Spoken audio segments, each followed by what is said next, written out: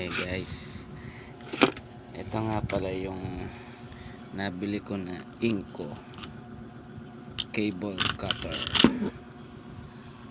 Yan, murang mura lang yun, ganda. Inco, saka tong wire wheels. Yan, only 60 pesos, pero sale yan ang binili ko, kaya lumabas lang siya mga less than 50. Ito naman sa 190 pesos. Yan, 190 pesos, sale din yan, magkasabayan sila binili. Ito siguro lumabas lang to 150. Yan,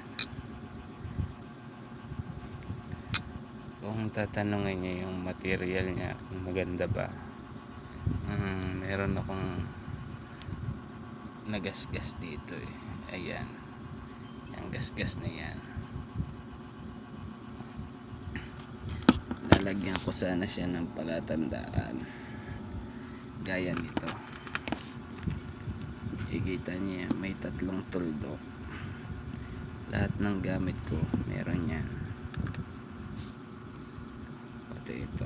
Yan, kaso siya matigas siya kaya hindi nalagyan.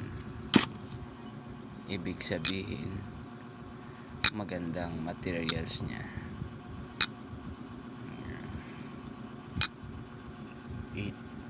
8 inches ba to? Yun, 8 inches. Yan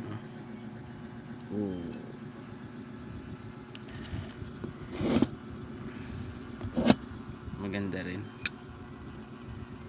satisfied din.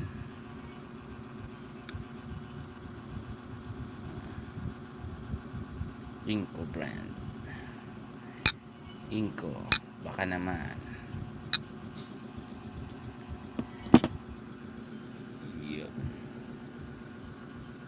ganyan.